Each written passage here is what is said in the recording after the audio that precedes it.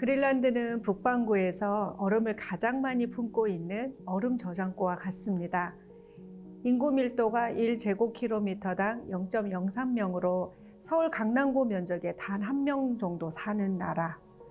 부원장님, 그린란드에 대해 좀 더 알아보겠습니다. 그린란드에 대해 특히 안타까웠던 부분은 자살률인데요. 이러한 사회 문제에 대해 전 세계인들이 관심을 가져야 하지 않을까요? 예, 북극이 가지고 있는 여러 가지 도전 과제 중에 많은 부분이 사실 해결하기 어려운 부분이 많습니다. 워낙 오지이기도 하고 워낙 넓습니다. 그래서 어떤 우리처럼 집중된 도시 지역이라면 모를까 이렇게 흩어져 있는 그런 상황에서 그 문제를 일거에 다 해소하기는 굉장히 어려운 상황입니다. 그래서 아까 말씀하신 것처럼 인구도 굉장히 적습니다. 적다 보니까 우리도 그렇죠. 큰 도시에서 예를 들면 어떤 자살이나 이런 불상사가 있는 것과 조그만 마을에서 있는 것은 그 지역에 미치는 영향이 굉장히 다릅니다. 또 다 친인척으로 구성되어 있는 그런 마을이라면 더더욱 그런 충격은 더 크죠. 또 원주민 중에서도 이 대부분 선진국이지 않습니까? 그래서 대도시로 빠져나가는 젊은 층도 굉장히 많습니다. 그러니까 남아있는 청소년들이 이런 자살의 어떤 유혹이라고 해야 되나, 이 불상사가 자꾸 발생이 되고 있기 때문에 최근에는 그 연령층도 점점 낮아지는 그런 상황까지 발생이 되고 있습니다. 굉장히 충격적입니다. 또 술과 약물이 좀 우리보다는 접근이 용이하기 때문에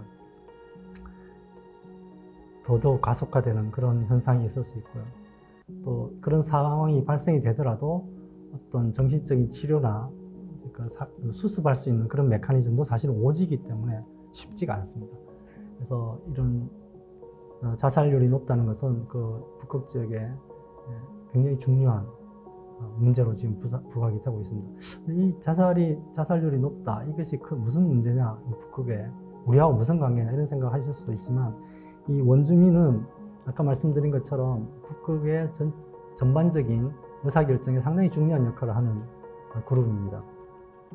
그래서 원주민이 약화된다는 것은 북극에서 어떤 합리적인 의사결정을 하는데 역량이 줄어든다, 이렇게 저는 생각을 하고 있습니다.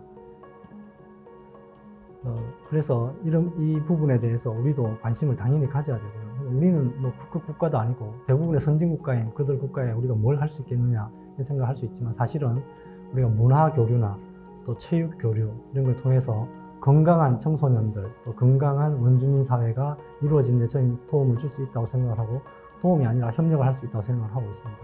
특히 최근에 한국의 문화에 대한 관심이 굉장히 높아지고 있기 때문에 그런 것을 잘 활용한다면 얼마든지 우리가 이런 부분에 대해서도 기여를 할 수 있는, 역할을 할 수 있는 그런 부분이 있다고 저는 생각을 하고 있습니다. 부원장님, 책을 읽다 보니까 흥미로운 수치들이 많이 나옵니다. 그 중에서 52, 18, 11가 머릿속에 남는데 이 숫자는 무슨 의미일까요? 역사상 어떻게 보면 가장 위대한 레이스라고 이야기할 수 있습니다. 지금부터 딱 110년 전이죠. 이 남극점을 향한 이 두 거장의 경쟁이 남극 대륙 위에서 펼쳐졌습니다. 그 주인공은 아문센, 노르웨이 출신의 아문센, 영국의 스콧이라는 탐험가입니다.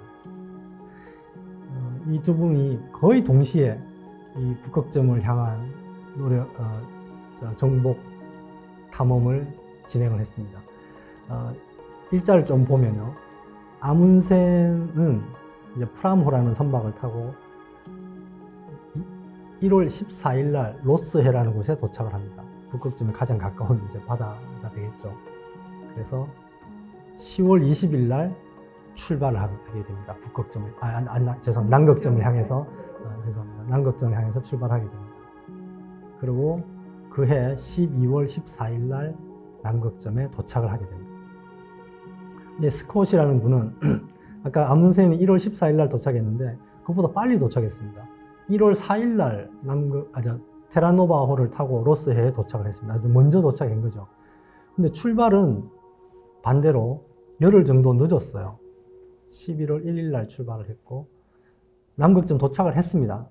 근데 아문센에 이어 두 번째로 남극점을 밟게 되는 거죠. 다만 이제 이 스콧은 그 전에 세컬턴이라는 분이 남극을 탐험을 했었죠. 그분이 88도까지 갔었습니다. 그래서 그분이 갔던 경로를 따라가게 돼 있었기 때문에 조금 출발은 늦었지만 그 결과는 전혀 예측할 수 없었습니다. 아문센은 완전히 새로운 경로로 도전을 한 겁니다. 결국은 아문센은 도착을 했고 무사히 귀환했지만 스콧 탐험대는 도착은 했지만 돌아오는 길에 전원 사망을 하는 결과를 낳게 됩니다. 이제 그 이후에 많은 사람들이 왜 이런 결과가 일어났나 하는 것에 대한 분석을 했습니다. 물론 여러 가지 분석이 있습니다. 물론 멤버들도 다르고 또 준비하는 과정에서 있었던 여러 가지 팀워크라든지 또 준비해온 물자라든지 이게 다 달랐겠지만 재미있는 지적은 뭐냐면 교통수단의 차이였다 하는 것입니다. 아문센은 그린란드에서 개를 데려갔습니다. 아까 52마리를 데려갔죠. 그리고 마지막까지 살아남은 개는 11마리였습니다. 나머지는 어떻게 됐느냐? 죽거나 먹거나 개의 먹이가 된 겁니다. 그 말은 가지고 가는 이 물자의 부피가 굉장히 적었다고 생각할 수 있는 거예요. 근데 스콧은 개를 데려가지는 않았고요. 뭘 데려갔냐면 말을 데려갔습니다. 추위에 튼튼한 말을 데려갔는데 문제는 말은 풀을 먹어야 되지 않습니까? 개는 아무거나 먹습니다. 사람이 먹는 것도 먹고 고기도 먹고. 근데 말은 고기를 먹을 수 없죠. 사람이 먹는 게 먹을 수 없습니다. 그리고 먹는 양이 굉장히 많습니다. 그럼 어떻게 되냐면 이 근처 먹이를 처음부터 들고 가야 된다는 거예요. 어마어마한 부피였다고 저는 생각을 하고요. 그걸 또 말이 다 싣고 가야 되는 겁니다. 그리고 말은 개보다 훨씬 무겁습니다. 남극은 뭐 크레바스도 있고 또 이게 눈이 쌓여있기 때문에 또 여름이거든요. 남극은 여름인데 이렇게 표면이 탁탁하게 굳어 있지는 않았을 겁니다. 그러다 보니까 말이 걷는 속도도 훨씬 느릴 수밖에 없었던. 그리고 말은 처음에 도착하자마자 얼마 안 돼서 다 죽게 됩니다. 이동하는데 굉장히 어려움이 있었고 결국은 아문센에 비해서 한 달 이상 늦은 시간에 도착할 수밖에 없었고 그 여러 가지 부족한 물, 특히 식량 부족으로 인해서 전부 다 사망을 하게 되는 그런 결과를 낳게 되었습니다.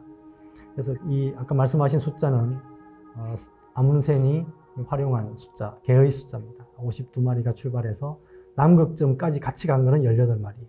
그리고 무사히 돌아온 개는 11마리였던 것입니다.